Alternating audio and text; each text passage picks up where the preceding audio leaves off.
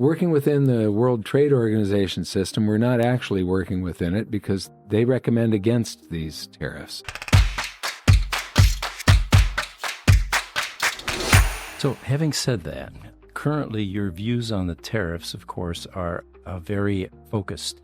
I was reading something yesterday that there are ships in China that aren't leaving the port, or are goods that are stockpiling at this point because there's no place to ship them, basically. Yeah. You have some very definite parallels that you had mentioned regarding what happened during the Depression with the SmootHolly Act, which was, again, tariffs.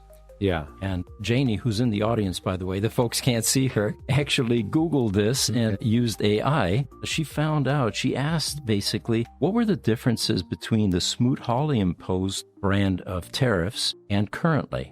I studied SmootHolly when I was writing my first book, so that was way back in 2003, 4, and 5. So I don't remember the exact tariffs of it.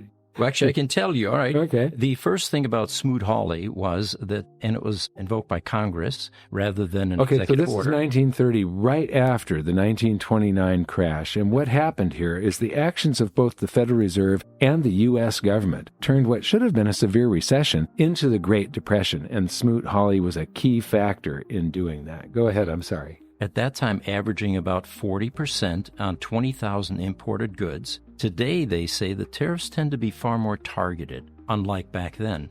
In 1930, there was also no multilateral trade organization, and Congress simply voted in sweeping increases without external checks. Today, they say the U.S. operates within the World Trade Organization's rules-based system. How do you feel about that? Working within the World Trade Organization system, we're not actually working within it because they recommend against these tariffs. Any sane economist, all you're doing is slowing down global trade. And we're doing this at a time where we were overdue to go into another recession. If you look at the Atlanta Fed's forecast, it says, that this quarter right now that we're in is going to be a contraction. And if that continues for another quarter, that's officially a recession. World's two greatest economies. We sort of declared economic war on all economies, and 80 countries want to make a deal right now. They don't want this, so they will drop their barriers to trade if we drop ours. But China doesn't want to be pushed around, and they are pushing back, and they've pushed back big time. This two largest economies in the world, and this could actually crash the world economy, this fight, if it doesn't get resolved and get resolved soon. We really need it resolved. This video that I was watching of Ronald Reagan explaining the reason that he wouldn't do tariffs and what has happened in Argentina. Once you put up this protectionist wall, and by the way, I'm sort of a libertarian, and so I find myself sort of standing in the middle, watching the left and the right. So I'm not pro one political party or another. I'm pro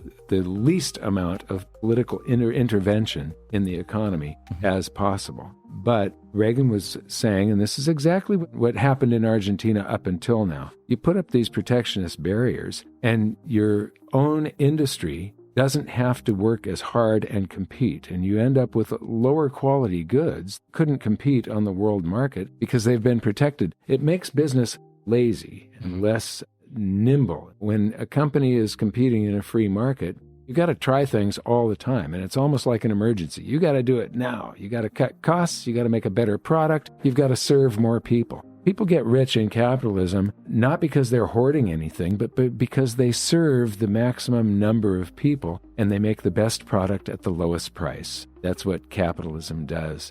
Mm-hmm. And once you put up protectionist walls, you don't have to do that anymore.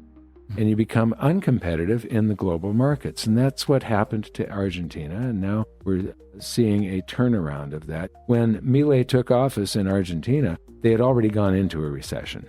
And it was projected that all of his cuts and everything would cause that recession to go on for another 2 years. And it was over within just a couple of months. And they were showing massive GDP growth right away from free market policies.